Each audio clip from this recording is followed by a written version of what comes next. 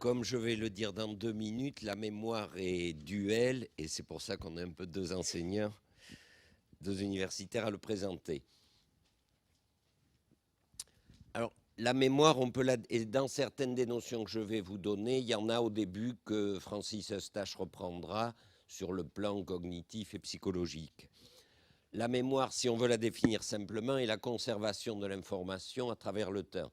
Il y a trois notions fondamentales.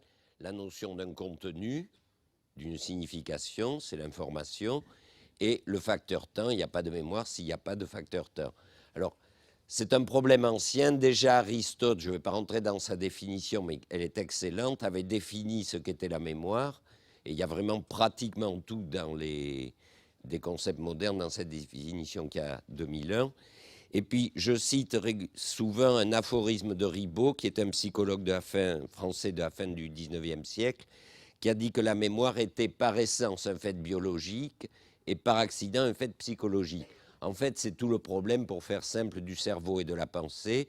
La mémoire est un processus mental, psychologique et cognitif, et donc va être analysé sur cette dimension. C'est ce que fera principalement Francis Eustache, mais elle repose quand même sur le fonctionnement du cerveau et des cellules nerveuses, les neurones, et donc c'est par essence un fait biologique.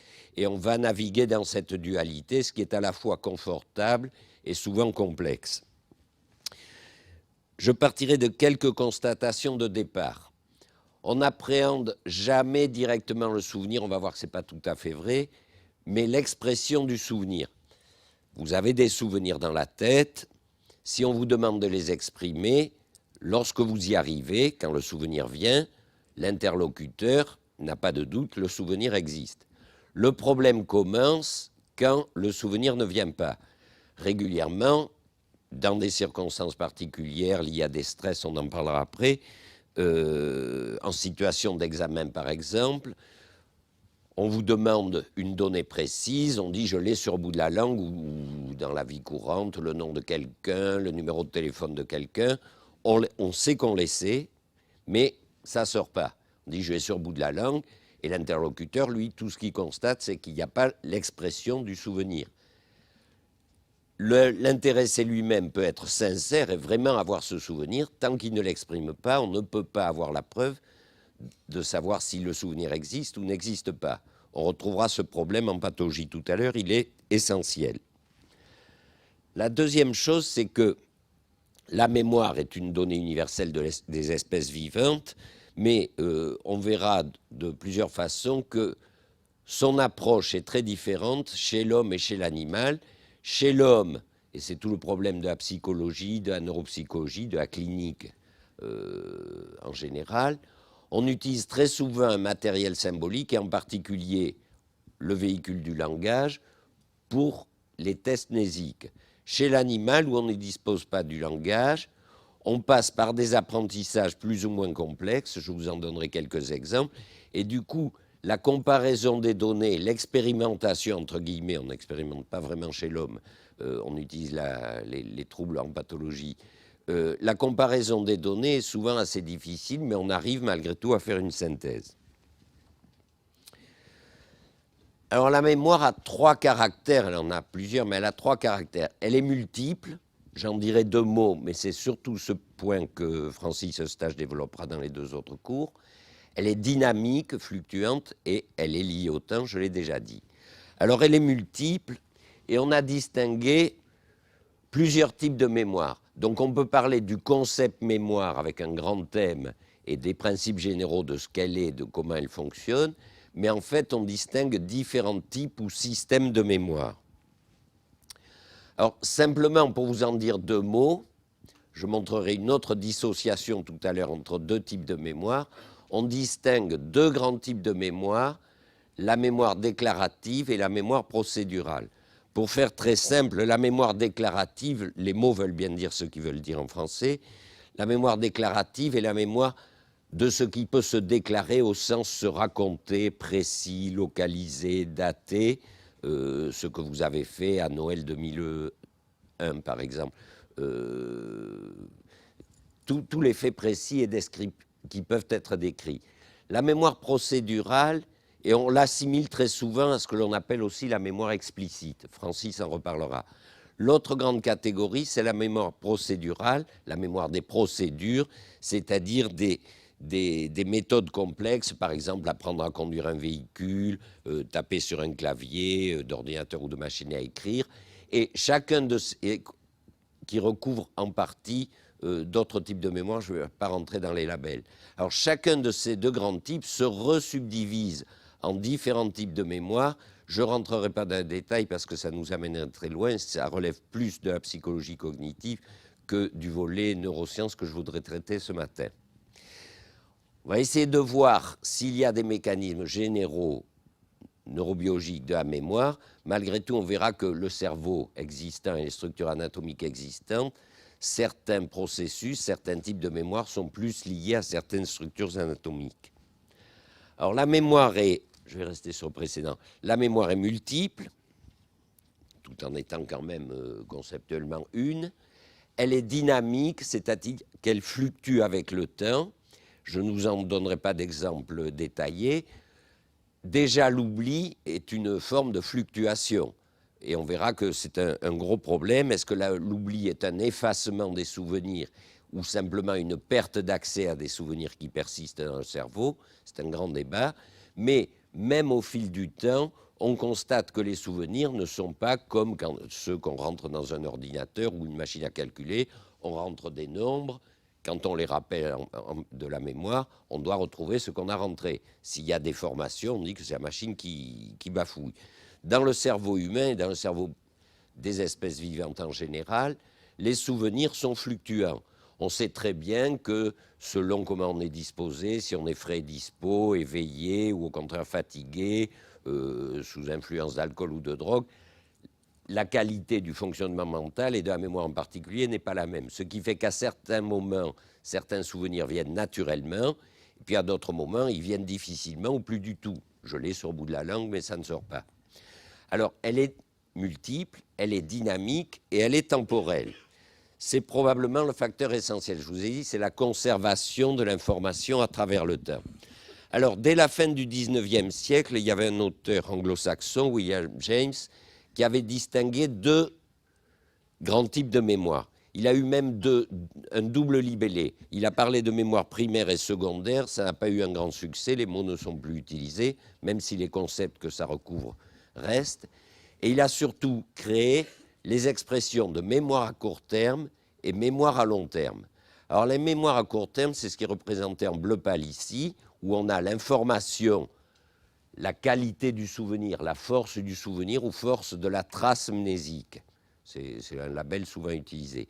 En fonction du temps, après la prise d'information, l'acquisition de l'information, il y aurait un registre de mémoire à court terme qui décroît très rapidement. Et s'il n'y avait que lui, l'information serait perdue. En fait, le relais est pris par un second processus qui est la mémoire à long terme, qui s'élabore lentement, je vais y revenir, pour déboucher sur un plateau à peine amorcé sur le schéma qui se continuerait au fil du temps. Ce sont les souvenirs anciens, alors soit parce qu'on les a bien appris, soit parce qu'ils avaient une force telle qu'ils ont été très facilement retenus, les souvenirs d'enfance, les souvenirs vraiment anciens, et il faut se méfier, pas les souvenirs anciens que l'on répète, qui sont des souvenirs à long terme, mais qui ne sont pas des bonnes preuves. Votre date de naissance, par exemple, comme on la réutilise régulièrement pour l'inscrire sur des imprimés, sur plein de choses, bien sûr, c'est un souvenir ancien, mais en même temps, on le réapprend régulièrement. Donc, ce n'est pas une bonne preuve de mémoire à long terme. Mais vous allez tout à l'heure, en sortant, tomber sur quelqu'un que vous n'avez pas vu depuis un an ou plus, vous le reconnaissez, le nom vient, ça, ce sont des souvenirs anciens. Tous les matins, en vous réveillant, vous n'avez pas pensé à cette personne. Il n'empêche qu'on la reconnaît, c'est la mémoire à long terme. Alors, l'hypothèse de James était qu'il y avait un registre de mémoire à court terme qui a deux caractéristiques essentielles. Je pense que Francis Eustache en reparlera. Cette mémoire à court terme est à capacité limitée et à durée limitée.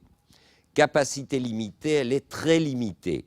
Dans l'espèce humaine, ça a été testé énormément dans des conditions très variées de culture, de langue. Cette capacité, ce que l'on appelle l'emprunt, elle est de 7 éléments d'information. Et quand on dit éléments, c'est des informations vraiment très simples, des chiffres, pas des nombres, des chiffres insécables. Donc 7 éléments, plus ou moins 2 parce qu'il y a une variabilité, mais autour de 7.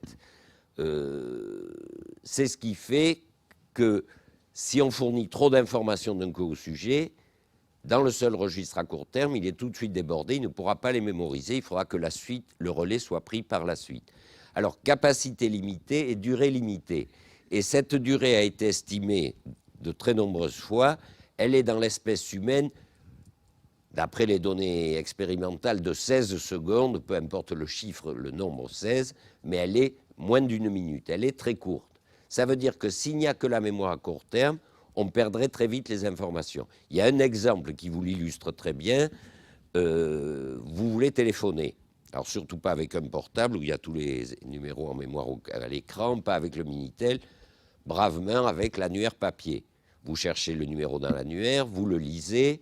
Alors, bien sûr, les premiers sont biaisés parce qu'ils sont 01 Paris, 05 le Sud-Ouest, bon, 06, pardon. Il y a quand même 10 chiffres. C'est plus que les 7 plus ou moins 2. Vous faites le numéro. Si c'est occupé, la plupart du temps, on est obligé de revenir lire le numéro parce qu'on ne l'a pas mémorisé. Même si on s'est dit, ça arrive, ça risque d'être occupé, il faudrait que je m'en souvienne. Là, on ne le fait pas toujours, ça. Mais même en le faisant, c'est occupé, il faut aller relire le numéro. Le numéro n'était que en mémoire à court terme. On n'avait pas prévu vraiment d'enclencher la suite et il est perdu. Alors, la suite, c'est donc la mémoire à long terme avec un plateau qui peut durer toute la durée de la vie du sujet ou au contraire, sont des souvenirs anciens et qui tiennent bien, ou au contraire, se déliter lentement et ce sera le problème de l'oubli. Et effectivement, il y a beaucoup d'informations qu'on apprend que l'on oublie quand même, soit totalement, soit partiellement. Pour assurer la liaison entre les deux processus court terme et long terme, il y a deux Allemands en 1900, la date est facile à se souvenir, qui avaient conçu un processus qu'ils ont appelé la consolidation mnésique, qui est un concept, à l'époque c'est un concept, ils ne l'ont pas prouvé expérimentalement, il a été étudié depuis, c'est un concept qui consistait à dire que la mémorisation à long terme se met en place progressivement et que ça prend du temps, on verra tout à l'heure une estimation de cette durée, que ça prend du temps et que ça n'est qu'au terme de cette consolidation mnésique que la mémoire à long terme est stabilisée et consolidée. Je prends souvent une comparaison, mais qui est pas tout à fait bonne et qui a des limites. Vous construisez un mur en parpaing avec du ciment et des parpaings. Vous allez mettre le ciment, puis une rangée de parpaings, puis du ciment et alterner. Si à peine fini, vous poussez, même d'un effort très limité, tout s'effondre. Si vous laissez sécher le ciment, il faut quelques heures, 12 heures, à ce moment-là, on peut s'asseoir sur le mur sans qu'il s'effondre. C'est cette consolidation mnésique. Et effectivement, le concept de départ de Muir et Pilzecker était un concept un peu figé. On consolidait, mais du coup, le souvenir, il était assez rigide, figé, en l'état où il était à l'entrée. Et de ce fait, actuellement, on utilise moins le mot consolidation à cause de cet aspect figé, dans la mesure où, justement, d'une part, je vous ai dit, les souvenirs sont fluctuants, la mémoire est fluctuante, et où, d'autre part, la notion de plasticité nerveuse, biologique en général, a énormément évolué, et on va la retrouver dans tous ces processus.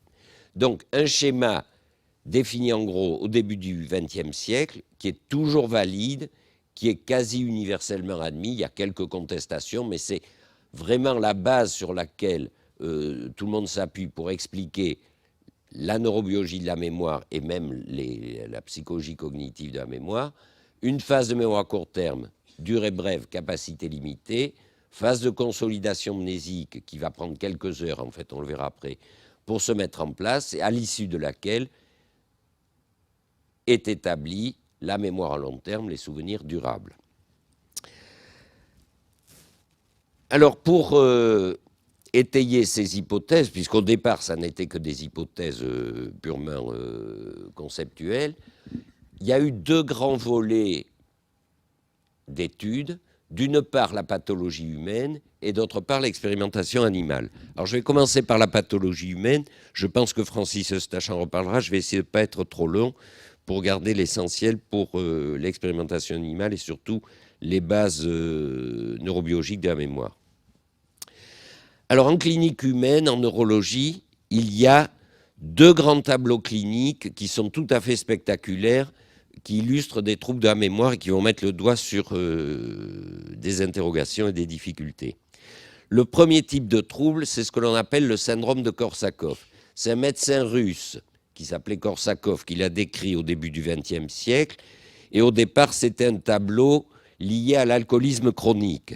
Au XXe siècle et dans la première moitié du XXe siècle, l'alcoolisme chronique était très répandu, vodka en Russie, mais Calva et autres en France, et entraînait des troubles dégénératifs dont on a découvert plus tard que ces troubles étaient essentiellement liés à des carences en vitamines, et en particulier en vitamines du groupe B, B1, B6, B12. Or, on ne connaissait pas les vitamines, donc on n'avait pas de traitement. Depuis qu'on connaît les vitamines, d'abord l'alcoolisme a en partie reculé, et puis ensuite, on essaie de faire arrêter les gens de boire, mais quand les dégâts sont faits, ils ne sont pas très réversibles. On les charge en vitamine B qu'ils assimilent moins bien, et on ne voit plus les grands syndromes qu'on voyait au début du XXe siècle. Alors le syndrome de Korsakov, qui a d'autres causes malgré tout que l'alcoolisme, se traduit sur le plan clinique par, au départ, des troubles mnésiques, ce que l'on appelle une amnésie antérograde. Le sujet, qui n'est pas sourd, aveugle, tout fonctionne, rentre l'information, mais on a dit qu'il ne fixe pas les souvenirs, comme si ça rentrait par une oreille et ça sortait par l'autre oreille.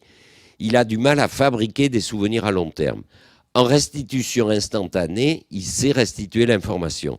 Mais dès que le facteur temps intervient, et plus le facteur temps est important, moins il a mémorisé cette information. Et puis le Korsakov s'aggrave très progressivement en quelques années et évolue vers un état de démence s'il n'était pas traité, et si l'alcoolisme a fait ses dégâts, vers un état de démence, et le problème de mémoire devient tout à fait au second plan par rapport aux problèmes mentaux, cognitifs en général. Alors, ce qu'avait déjà un peu étudié Korsakov, et ce qu'ont étudié beaucoup de neurologues dans le courant du XXe siècle, c'est l'anatomie pathologique de ces patients. Puisqu'ils étaient déments et qu'ils mouraient au bout de 10-20 ans, Korsakov le premier, puis d'autres après, ont prélevé les cerveaux et ont regardé s'il y avait, et il y avait, quelles étaient les structures cérébrales atteintes. Et au cours de la première moitié du XXe siècle, en gros, on a listé un certain nombre de structures qui semblaient atteintes au sens que elles involuaient, les neurones dégénéraient, il y avait moins de neurones, ils étaient moins riches à certains endroits du cerveau. C'était diffus à tout le cerveau, mais surtout dans certaines structures. Et progressivement, on s'est rendu compte que ces structures se retrouvaient dans un ensemble qui était déjà connu et qui a été décrit et réutilisé dans les années 30 par un autre auteur dont je vais parler en suivant. Ces structures étaient pour l'essentiel celles qui sont en bleu ici sur ce schéma, qui est un cerveau vu par la gauche avec le pôle frontal, l'avant, à gauche de l'écran, le cervelet et le pôle occipital à l'arrière, et les structures centrales du cerveau en bleu, le tronc cérébral ici, constituent une sorte d'anneau que Broca au XIXe siècle avait décrit comme le système limbique, limbique en anneau, le limbe des anges ou des saints, le système en anneau ou système limbique, et en particulier le système olfactif, avec les bulbes olfactifs ici, et la face interne du lobe temporal que l'on appelle l'hippocampe, la circonvolution de l'hippocampe. Hippocampe, les anatomistes aiment beaucoup les comparaisons, par comparaison à la bestiole marine, parce que quand on fait des coupes, je vous en montrerai une tout à l'heure, c'est assez contourné, enroulé, un peu comme l'est un hippocampe. Ça n'a rien à voir avec l'animal marin, bien sûr. Alors, l'hippocampe, et puis une partie du cortex à la face interne des hémisphères, du diencéphale, thalamus et quelques structures que je vais préciser en suivant, qui forment le système limbique. On a découvert que c'est surtout dans ces structures, qui sont parmi les plus anciennes du cerveau, qu'il y avait des dégénérescences. Or, en 1937, il y a un auteur qui s'appelait Papez, P-A-P-E-Z, qui a décrit un circuit, on retrouve là en gros ce qui était en bleu sur le schéma précédent, qui a décrit un circuit, pas du tout pour la mémoire, mais pour la régulation des émotions. Il a bâti toute une théorie qui est en grande partie valide, même si elle a évolué depuis, où il avait mis en évidence, avec des connexions anatomiques qui existent, un circuit qu'on appelle depuis le circuit de Papez, qui part de l'hippocampe, par ces connexions qu'on appelle fornix ou trigones, qui va au thalamus, au noyau antérieur du thalamus, en passant par les corps mammillaires, pour atteindre ensuite thalamus antérieur, le cortex singulaire qui est la face interne des hémisphères, à peu près sur la ligne médiane du cerveau, de là à tout le néocortex, l'ensemble des hémisphères, et qui ensuite est drainé pour revenir à l'hippocampe. Donc une boucle, hippocampe, corps mammillaire thalamus, cortex, retour à l'hippocampe, qu'on a appelé, pour abréger, le circuit de Papez ou circuit hippocampo-mammillo-thalamique, qui passe par l'hippocampe, les corps mammillaires et le thalamus.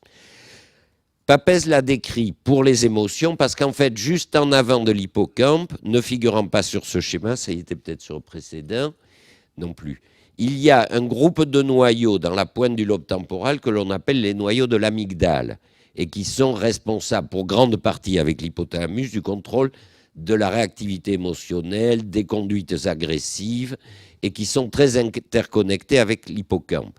Alors, Papez a décrit ce circuit pour la régulation des émotions et on a réalisé, fin des années 30, que ce même circuit semblait aussi impliqué dans la mémorisation, en grande partie du fait que l'hippocampe était impliqué dans ce circuit. Et effectivement, on retrouvait une atteinte, une dégénérescence dans les syndromes de Korsakoff, soit de l'hippocampe, soit des corps mammillaires, soit du thalamus antérieur. C'était les plus spectaculaires. C'était un tableau médical évoluant sur 10-20 ans, donc difficile à appréhender. Il fallait attendre que les sujets, à l'époque, l'imagerie cérébrale n'existait pas, donc on attendait que le sujet soit mort, on prélevait les cerveaux. Ce n'était pas un cas spectaculaire, même si amnésie antérograde était typique. Dans les années 50, on a quasi expérimentalement, mais sans le vouloir, trouvé un autre cas d'amnésie antérograde. Dans les années 50, il y a des chirurgiens nord-américains, notamment Scoville, qui ont voulu faire des interventions pour épilepsie temporale. L'épilepsie, vous savez, est une hyperexcitabilité du cerveau ou de zones du cerveau, et il y a des formes très variées d'épilepsie, dont l'épilepsie temporale. Il y a des groupes de neurones dans le lobe temporal, et c'est à peu près hippocampe amygdale, qui sont hyperexcitables et qui, du coup, déchargent ce qu'ils savent faire des potentiels d'action, de l'activité électrique, et vont diffuser éventuellement au reste du cerveau. Ces crises d'épilepsie temporale sont très particulières. Elles sont très discrètes, ce qui fait qu'en soi, elles ne sont pas invalidantes. Elles se manifestent par des suspensions très brèves d'activité et le sujet croit percevoir une odeur particulière, odeur qui n'existe bien sûr pas, mais lui perçoit dans son cerveau, parce que les neurones du système olfactif sont excités, perçoit une odeur, et derrière, il a une suspension d'activité, un peu ce que l'on appelle, mais ce n'est pas tout à fait pareil, les absences en neurologie. Par exemple, il est en train d'écrire, il va rester le crayon en l'air quelques fractions de seconde ou secondes. Il mange, pareil, il reste avec la fourchette et la cuillère en l'air, puis il reprend son activité. Il n'y a pas de perte de connaissance, il n'y a pas de convulsion comme dans les épilepsies généralisées, c'est très discret. L'ennui de ces épilepsies temporales, qui sont très brèves et très discrètes, c'est qu'elles se répètent, les crises, plusieurs dizaines de fois par jour, 20, 30, 50 fois. Et donc, elles sont très invalidantes pour une activité continue. Chez un adulte, elles peuvent être source d'accidents. Quelqu'un qui a conduit un véhicule, une machine un peu délicate, il a une absence, une suspension d'activité au moment d'un virage, il part tout droit, c'est accident. On les découvre souvent comme ça d'ailleurs. Chez l'enfant en âge scolaire, c'est très handicapant pour développer des activités en continu.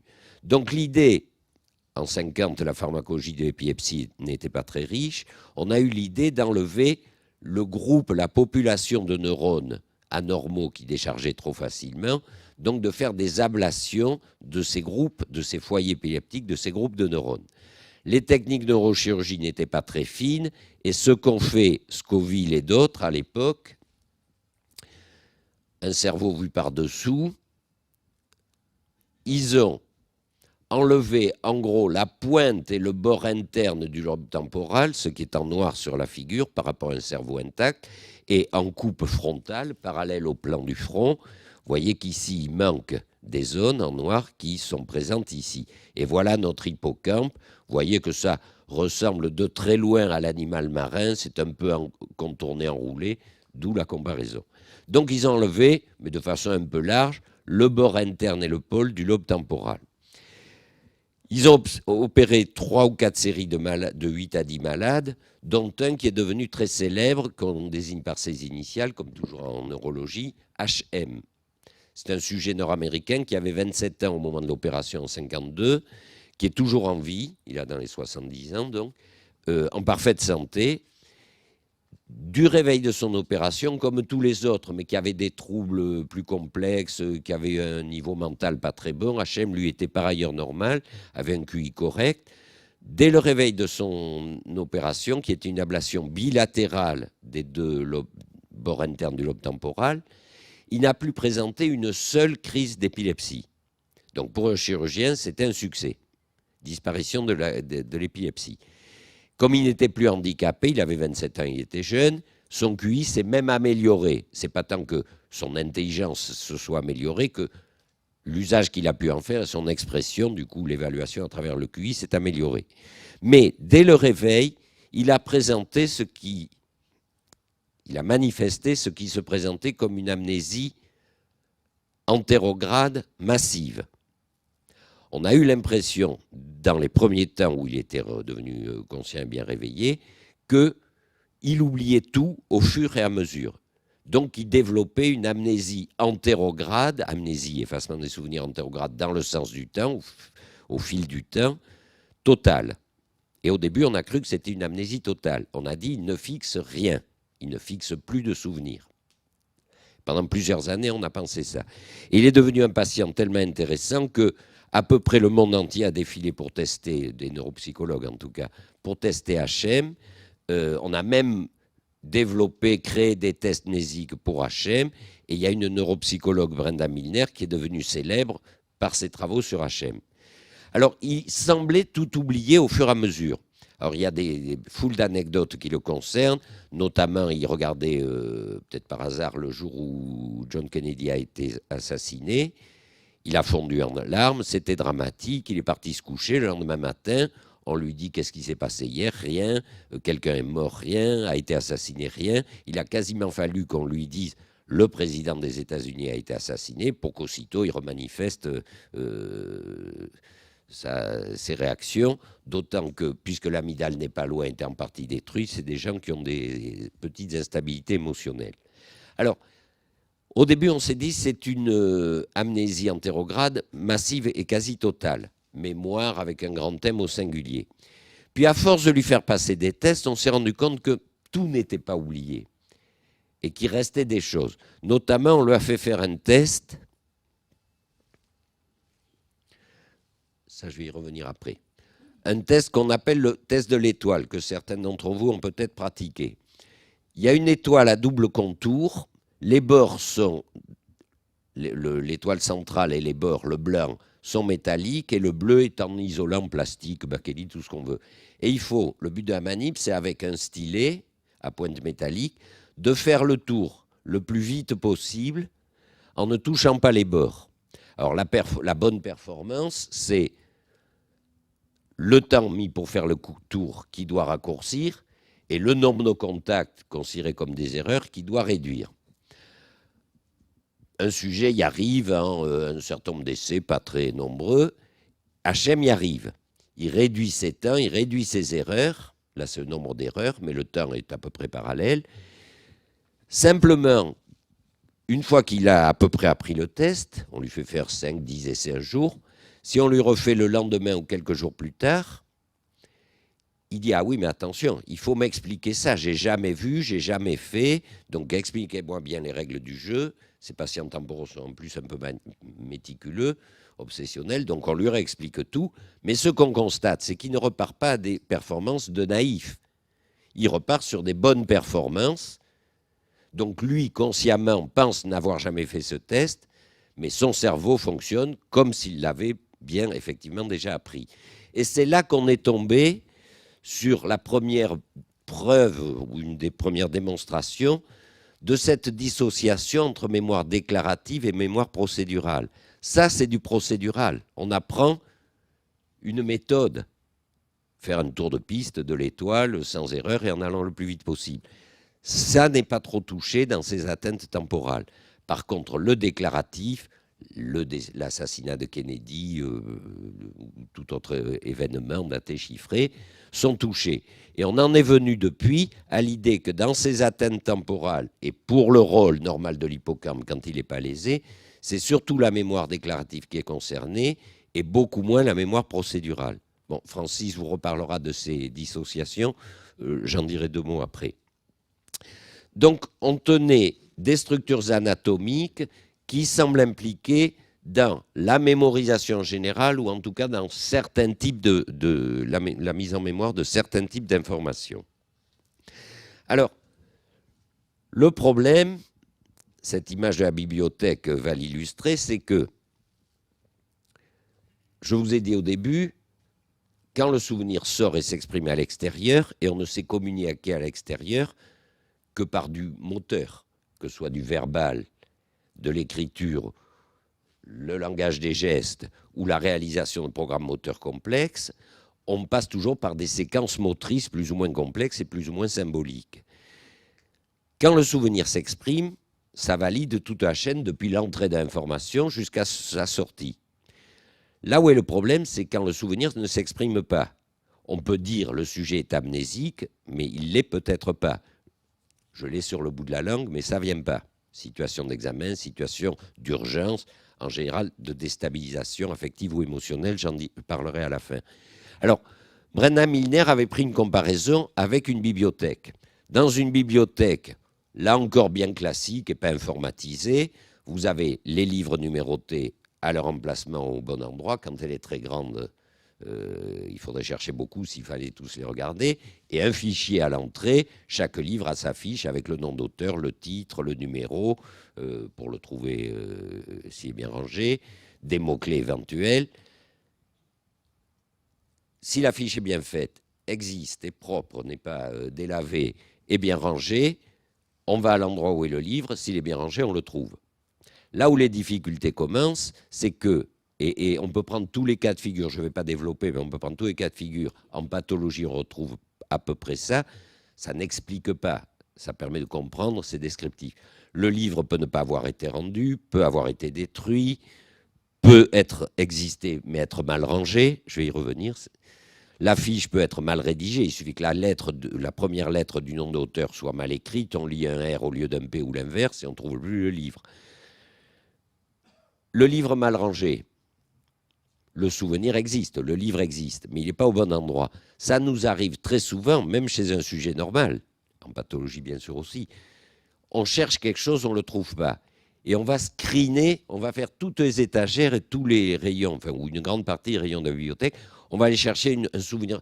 Cette personne, je ne trouve pas son nom, mais je l'ai vu avec un tel à tel endroit. Et puis, par association successive, on finit quelquefois, pas toujours, mais assez souvent, par retrouver l'information que l'on cherchait.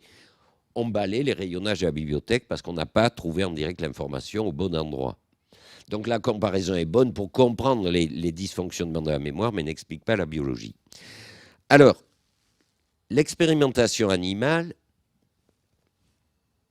je vais passer sur ça, a essayé de reproduire en partie la pathologie humaine et de creuser les mécanismes. Alors, elle a utilisé des tests, puisqu'il n'y a pas de langage très varié. Je vais passer rapidement. Par exemple, on met l'animal, les animaux les plus utilisés sont des rats et des souris. On met le rat au centre et il va aller dans une des 8 branches ici, c'est un labyrinthe à 8 branches classique, et il va trouver de la nourriture au bout des 8. Quand il l'a prise au bout d'une, par exemple, elle n'y est plus, la nourriture, si on n'en remet pas. Et il va falloir qu'il apprenne à aller dans les 8 branches différentes pour manger 8 fois. Si on lui laisse faire que 8 tentatives, il n'a pas intérêt à revenir dans une branche où il a déjà été, parce qu'il ne trouvera plus rien. Et il mangera que 7 fois sur 8, si on lui laisse que 8 possibilités de tentatives. Or, ce qu'on constate, c'est que les rongeurs apprennent très bien à aller en 8 essais dans les 8 branches différentes. Vous et moi, on se dit bêtement, mais j'attaque par une et je vais les prendre dans l'ordre, ou sens des aiguilles d'une montre, ou sens inverse des aiguilles d'une montre. Ce n'est pas du tout ce qu'ils font. Ils ont des repères spatiaux et sensoriels multiples.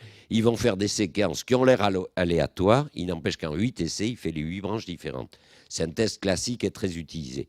Un deuxième test très utilisé, très à la mode actuellement, c'est le test de la piscine. Il y a, affleurant sous la surface de l'eau, une petite plateforme que l'animal ne voit pas. Quand il est naïf, on le lâche à un endroit, il va nager dans tous les sens. Cette espèce de spaghetti ou de macaroni, c'est le nom qu'on utilise en jargon de manip, pour finir par trouver la plateforme.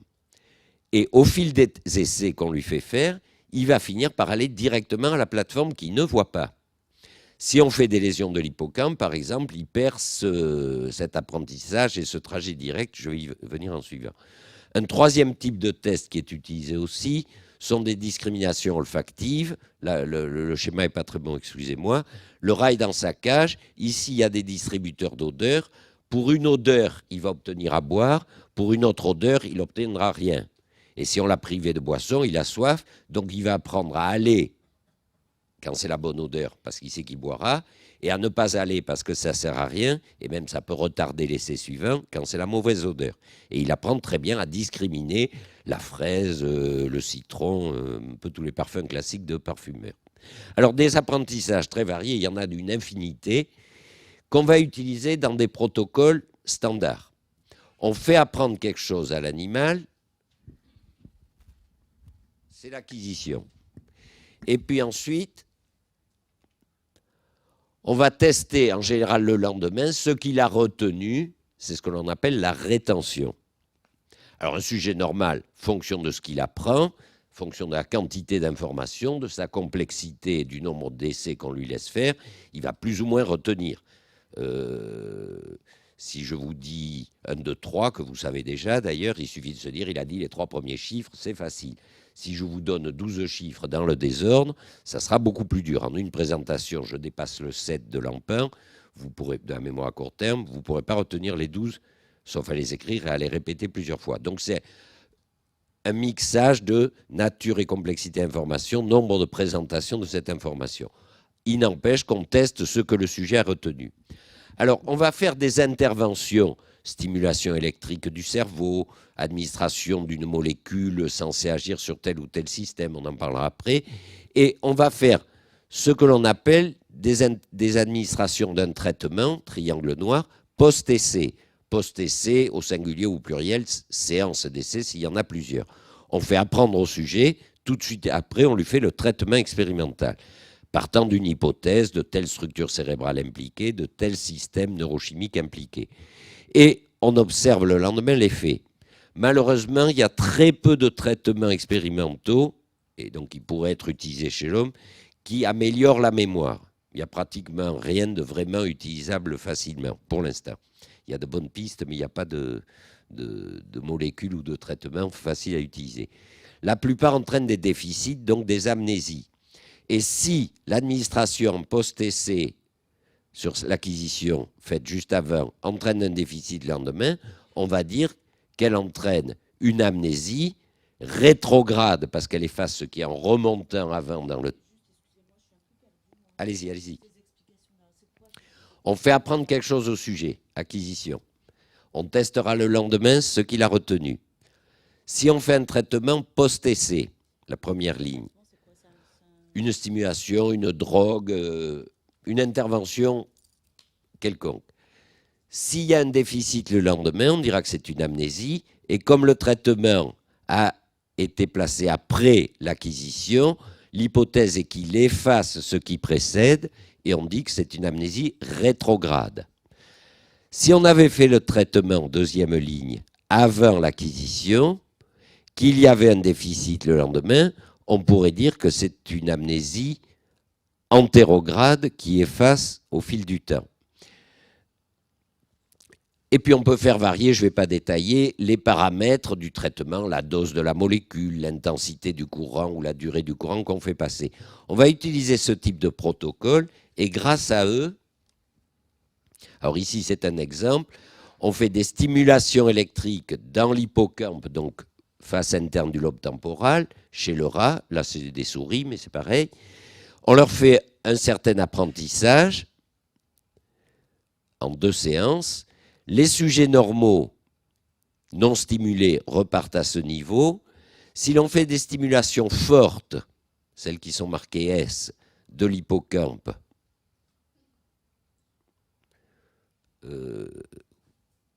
oui, le pointillé. Si on fait des stimulations fortes, on va perturber l'apprentissage parce qu'on crée l'équivalent de crise d'épilepsie. Si on fait des stimulations faibles, il y a une erreur dans le dessin des paramètres, c'est pour ça que j'hésitais. Si on fait des stimulations faibles qui n'entraînent aucune perturbation de l'électroencéphalogramme, on observe au contraire une facilitation, comme si on avait activé un peu l'hippocampe qui facilitait la mémorisation. Alors à travers des protocoles de ce type, je voudrais revenir. À travers des protocoles de ce type, ce qu'on découvre, c'est que si on fait ces interventions, stimulation électrique, pharmacologique, pendant la phase de consolidation, on va soit améliorer quelquefois, soit le plus souvent perturber la mémoire à long terme, et en évaluant le délai auquel on administre le traitement et auquel il fait des effets, on a pu faire des estimations de la durée de cette phase labile ou phase de consolidation. Et chez l'animal, en gros, ce n'est pas une durée universelle, elle va être fonction, je l'ai dit, de l'information, de sa complexité, du nombre d'essais, mais chez l'animal, on considère qu'il faut, que c'est en termes d'heures, qu'il faut quelques heures, 3, 6, 9 heures, pour passer du court terme au long terme et avoir une information stabilisée dans le long terme. Chez l'homme, les estimations sont beaucoup plus difficiles à faire, autant elles sont faciles sur le court terme, autant la consolidation, on l'a mal évaluée chez l'homme, on ne peut pas faire d'expérimentation proprement dite, directe. Il semble aussi que ce soit en termes d'heures. Donc, on aurait un schéma où il y a la mémoire à court terme, relais par la consolidation qui dure quelques heures, et ensuite le long terme. On a tendance à considérer que la mémoire à long terme commence très tôt, à 12-18 heures, à un jour, c'est déjà du long terme, largement du long terme, autant qu'à 1 an ou à 10 ans.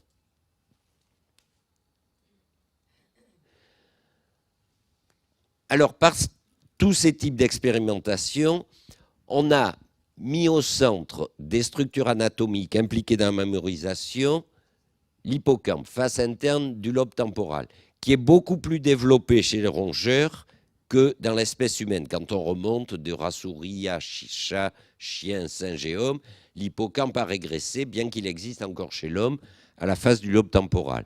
Et cet hippocampe, on l'a impliqué dans un certain nombre de dimensions fonctionnelles. La mémoire, on l'a vu en pathologie humaine, le traitement d'information, qui est une notion indissociable de la mémoire, mais aussi dans d'autres aspects plus spécifiés, la détection de la nouveauté, un stimulus, il est nouveau ou il n'est pas nouveau, il est connu, pas connu, et vous n'allez pas réagir de la même façon. Chez l'animal, l'analyse spatiale, et les 2 exemples de labyrinthes que je vous ai montrés étaient des labyrinthes spatiaux, puis dans un certain nombre de notions plus complexes sur lesquelles je vais passer. Alors en particulier, on l'a impliqué, et il y a un chercheur russe qui avait développé un modèle, dans la détection de la nouveauté. L'hippocampe, aussi bien chez l'homme que chez l'animal, serait impliqué dans la détection de la nouveauté et le traitement initial de l'information. Alors l'hippocampe, ce schéma est un schéma anatomique très symbolisé. L'hippocampe, ce sont les 3 ronds bleus du milieu. Je ne détaille pas l'anatomie. À gauche, on retrouve le circuit de Papez dont je parlais tout à l'heure, qui passe par les corps mammillaires, le thalamus antérieur et le cortex, et qui revient à l'hippocampe. Et à droite, ce sont des structures sous-corticales, amygdale, hypothalamus, tronc cérébral, entrée et sortie de l'hippocampe par le septum. Et Vinogradova avait développé un modèle en étudiant l'habituation chez le lapin, c'est-à-dire les réactions à un stimulus répété chez le lapin, j'en dirai 2 mots pour ceux qui ne connaissent pas, et a pu développer ce modèle. Elle présente un son ou une lumière à peu près identique et constant de façon répétitive. Si je vous claque des mains, je ne peux pas le faire avec les 2 engins, dans le dos, vous allez sursauter. Si on répète ce claque régulièrement, à peu près identique en intensité et à peu près régulier en intervalle, à peu près mais pas forcément exactement, vous sursauterez de moins en moins. Il y a habituation. Si brutalement il en manque un, il va vous manquer. Et le suivant, vous ressursauterez. Si l'intensité en change, vous allez réagir. Mais il y a habituation, atténuation de la réponse. Or, elle a enregistré les cellules de l'hippocampe pendant cette habituation et elle a observé des choses. Elle a pu identifier des cellules de l'hippocampe qui semblent détecter les stimuli nouveaux. Le premier claque, il est nouveau puisqu'il n'y en a pas eu qui le précédait. Certaines cellules réagissent. Elle les a appelées les détecteurs de nouveautés. Puis d'autres cellules, au contraire, ne réagissent que quand le stimulus a été assez répété pour qu'il soit connu, identifié. Elle les a appelés les détecteurs d'identité. Elle a des détecteurs de nouveautés et des détecteurs d'identité. Et son hypothèse est que l'hippocampe servirait à traiter l'information qui rentre online en permanence dans le cerveau et à dire elle est nouvelle, elle n'est pas nouvelle. Alors pour pouvoir dire elle est nouvelle ou pas, il faut qu'elle accède à tout ce qui est en stock dans le cerveau. On verra que c'est essentiellement le cortex, mais l'ensemble du cerveau, pour dire j'ai le livre en stock ou je ne l'ai pas. Sinon, on ne peut pas dire c'est nouveau, c'est pas nouveau. Et en même temps que l'hippocampe ferait cette détection de nouveauté, il évaluerait les qualités de cette information en termes motivationnels, émotionnels. C'est une information nouvelle et intéressante. Intéressante pour moi, à l'instant présent au moins. Et peut-être que le lendemain, ça ne sera pas intéressant, même si c'est tout aussi nouveau. Et l'hypothèse qu'elle va faire, c'est que, et on va passer à la neurobiologie proprement dite, pour finir, c'est que l'hippocampe recevrait l'essentiel des informations en dérivation des systèmes spécifiques, visuels, auditifs, somesthésiques, analyserait cette information en termes de nouveau, pas nouveau, et de signification de cette information. Vous allez sortir, vous aurez faim à un moment donné, vous sentez les effluves d'une boulangerie, de croissants chauds, c'est un signal nouveau, puisque vous le cherchez un peu, et intéressant. Si vous le sentez quand vous aurez mangé un sandwich que vous aurez acheté juste avant, ça n'aura plus aucun intérêt. Donc l'information va changer de signification en fonction du contexte dans lequel on est. Je vais en dire 2 mots après. Alors, partant de ce rôle de l'hippocampe, on a pu aborder la neurobiologie de la mémoire. Il y a eu 3 grandes hypothèses faites au cours du XXe siècle. Je vais passer sur les 2 premières qui ne sont plus d'actualité. Les hypothèses actuelles sont des hypothèses que l'on dit connexionnistes, c'est-à-dire en termes de réseau de neurones. Ce schéma très simplifié qui est dû à Vincent Bloch, qui était professeur à Orsay, qui était parce qu'il était à retraite, mais il est toujours en vie, représente un cerveau. Alors évidemment, un cerveau très simplifié. Je vous rappelle qu'un cerveau, c'est quelques dizaines de milliards de neurones. On estime à peu près 50 milliards, mais peu importe, au moins 10 et moins de 100 probablement. Mettons 10 pour faire simple, mais c'est plus. Chaque neurone, cellule nerveuse, a environ 10 000 contacts avec ses voisins ou lointains d'ailleurs. Donc ça fait 100 000 milliards de contacts de synapses. Ici, il y a un cerveau à plat, 2 dimensions au lieu de 3, et il y a 6 par côté, 36 neurones ou 36 synapses, donc c'est sans proportion avec 100 000 milliards. Il n'empêche que c'est une bonne schématisation. On fournit une information aux entrées. Alors, elle n'est pas forcément simple. On est le 26 octobre, on est le 26, je crois, samedi 26. Il y a plusieurs signaux, S1, S2, S3, S4. Le ciel était bleu ce matin, si vous voulez, le 26 octobre, aujourd'hui il fait beau. Ça fait cette espèce de banane, un ensemble d'informations, une information globale. Chacune va utiliser son entrée sensorielle. Elle est olfactive, elle est visuelle, elle est auditive, et va suivre jusqu'au cortex spécifique correspondant, qui serait par là, quelque part dans le cerveau.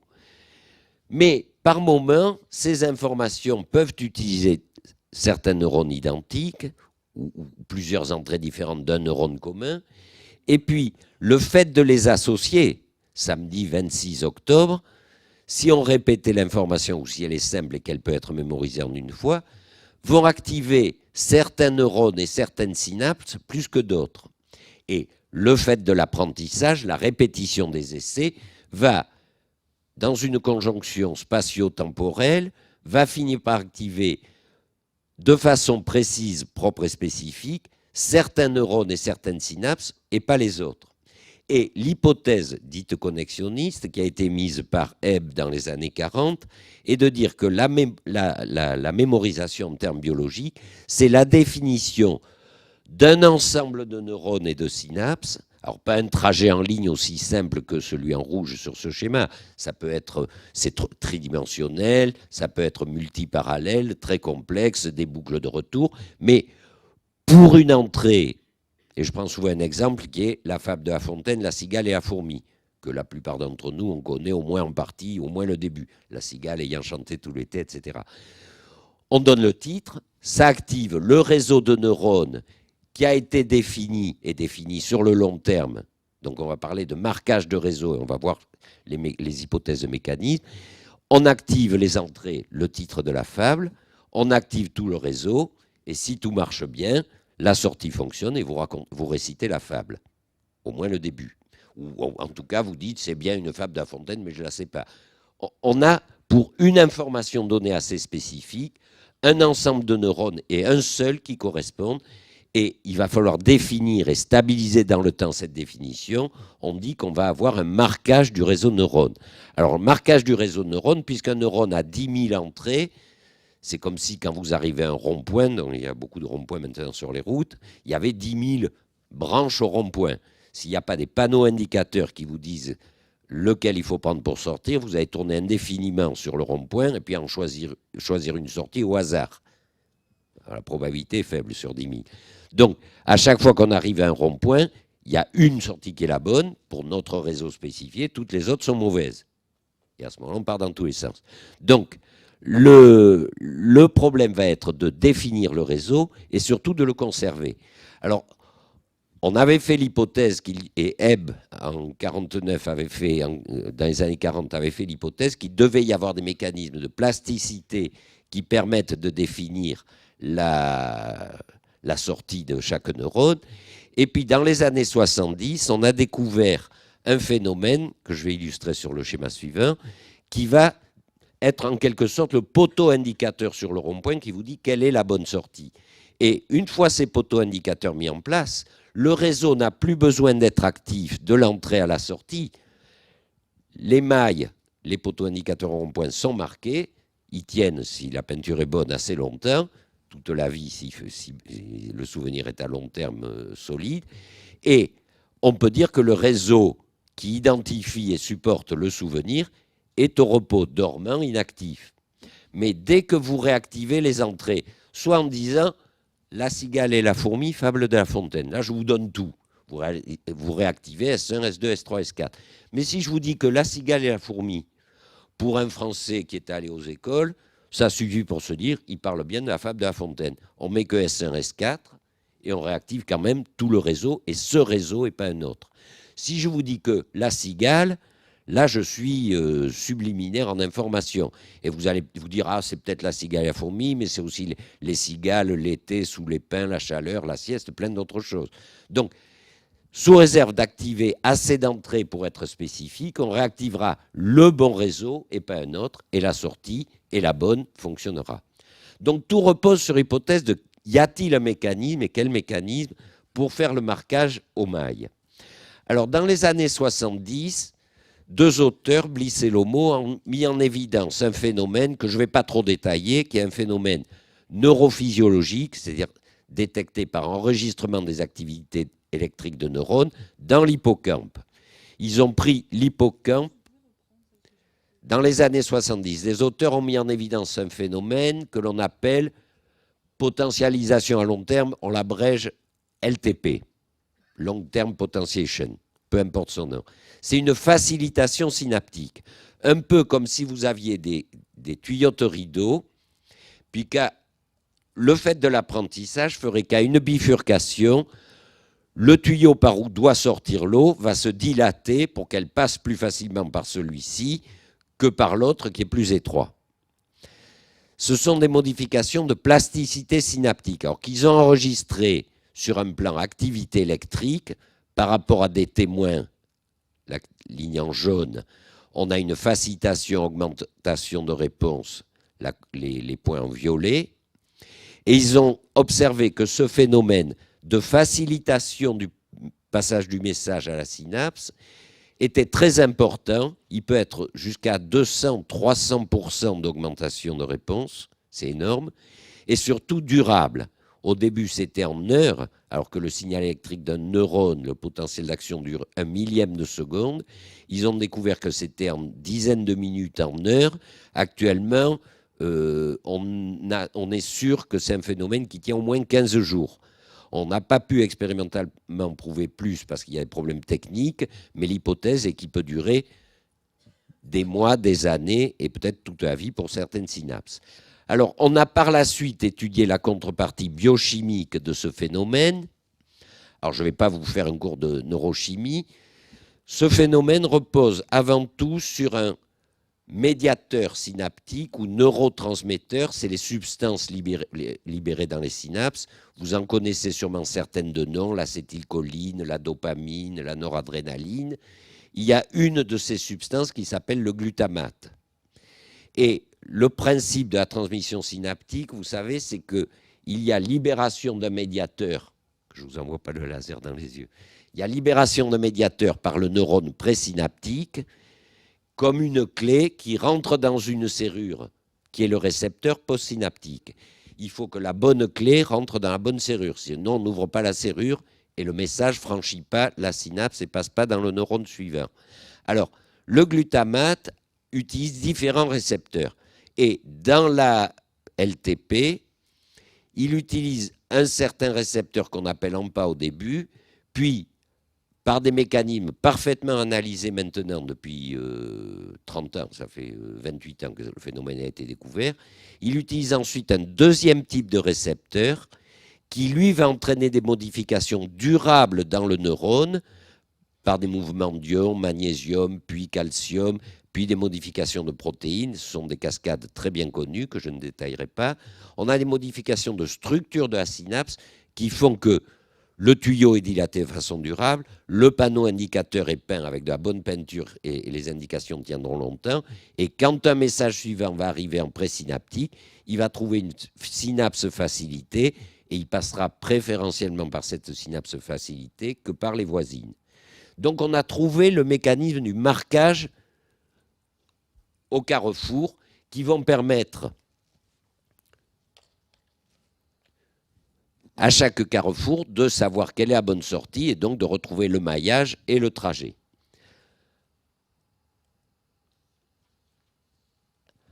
Alors, dans le volet neurochimie de la mémoire, on a depuis une dizaine d'années, les efforts ont essentiellement porté sur le glutamate et toutes les substances qui tournent autour à cause de ce phénomène de potentiation dans l'hippocampe, mais qui a été retrouvé presque partout dans le cerveau, mais aussi sur les autres neurotransmetteurs, et en particulier, s'il y en a certains d'entre vous qui connaissent, il y a eu beaucoup de choses faites sur acétylcholine, parce qu'il se trouve que l'acétylcholine est le médiateur de l'entrée principale de l'hippocampe, de notre face interne du lobe temporal.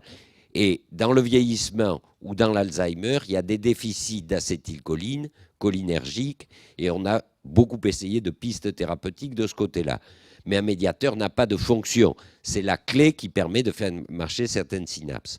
Alors, à côté des neuromédiateurs, on les a presque tous utilisés, on a utilisé d'autres substances que l'on peut appeler neuromodulateurs, c'est-à-dire des substances qui ne vont pas directement agir pour transmettre l'information, mais qui vont nuancer, moduler le fonctionnement des synapses et donc le franchissement des synapses au fil du réseau marqué par l'information.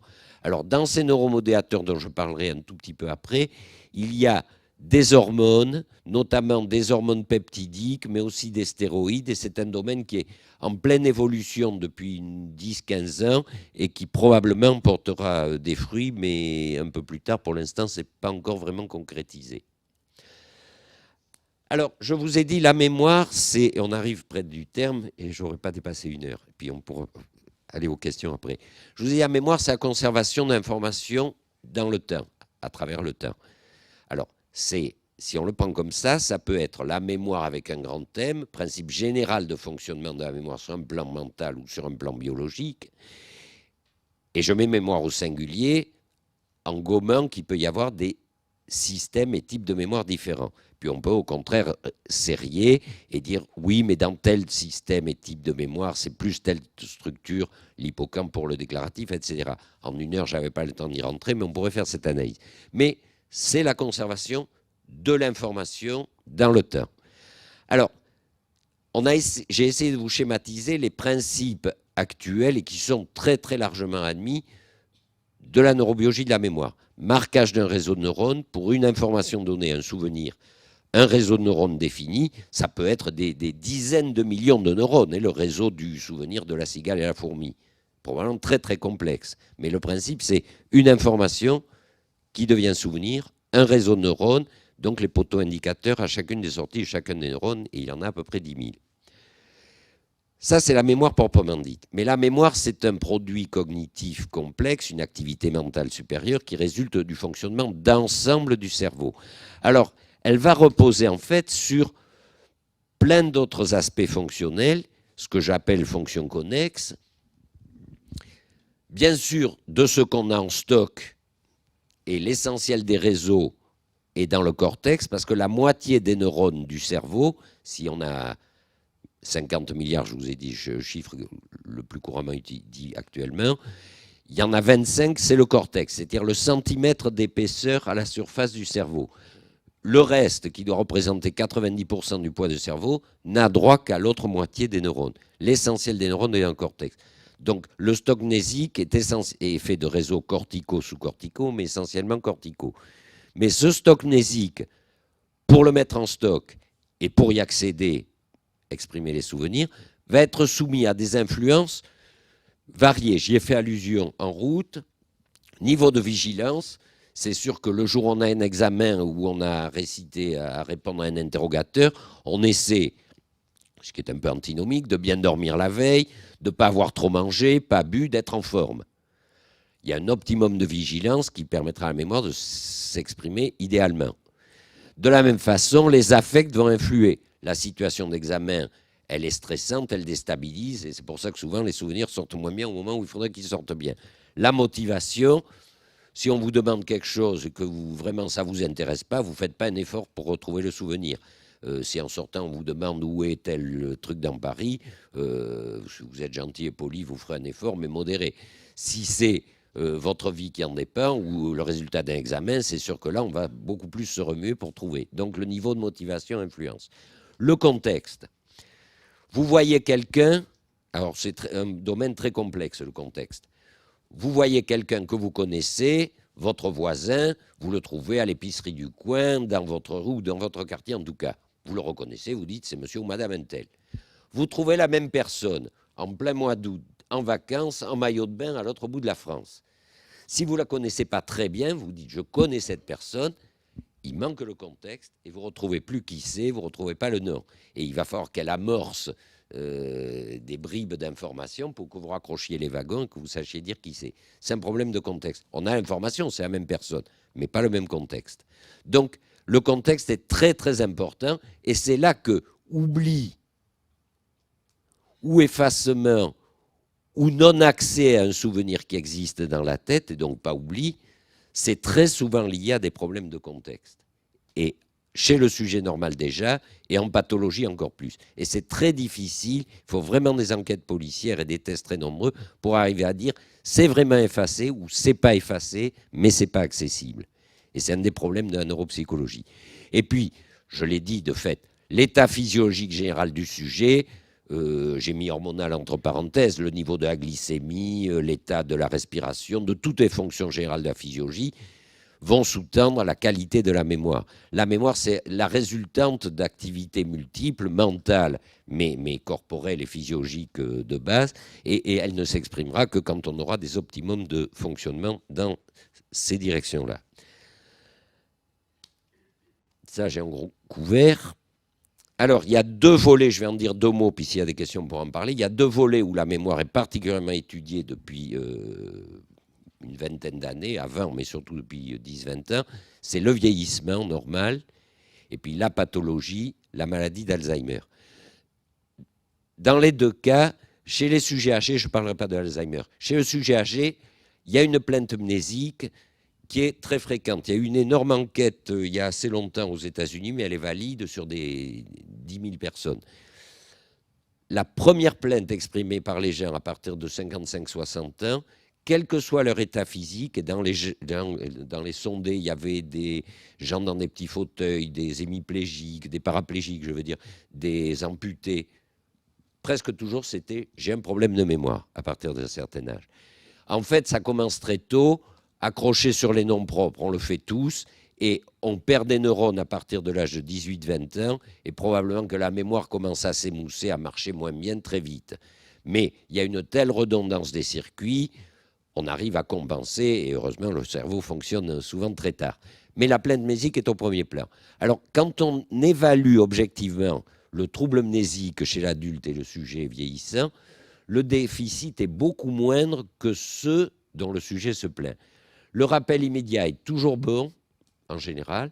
Il y a une baisse, et c'est le point essentiel, de la vitesse d'apprentissage, ce qui fait que les sujets, en vieillissant, apprennent moins vite, et il leur faut un contexte et une idéal, donc le calme, des processus attentionnels émoussés qui font qu'ils ont plus de mal à se focaliser peut-être, mais si on met le bon contexte, ils apprennent bien.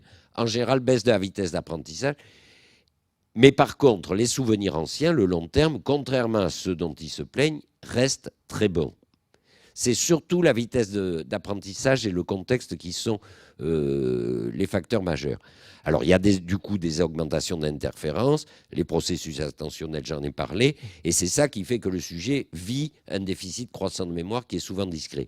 Alors, on commence à connaître les mécanismes du vieillissement, qui sont les mécanismes de perte de plasticité neuronale, les baisses du système cholinergique, et de ce côté-là, il y a pas mal de pistes thérapeutiques qui ont été développées, en particulier, puis je vais m'arrêter là, grâce à la génétique moderne, on a pu faire des modèles animaux où on bloque un gène d'expression d'un médiateur ou d'un enzyme de synthèse ou de dégradation d'un médiateur, ce qu'on appelle les souris knockout, KO, ou au contraire, on va se faire surexprimer un gène et donc une molécule, et on va essayer de compenser un déficit induit par ailleurs. Et ça, ce sont des pistes très intéressantes au niveau des modèles animaux, dont on peut penser que progressivement, elles permettront de mettre en place des voies thérapeutiques et une pharmacologie efficace. Il y a déjà des bonnes pistes pour la pathologie humaine ou pour le vieillissement.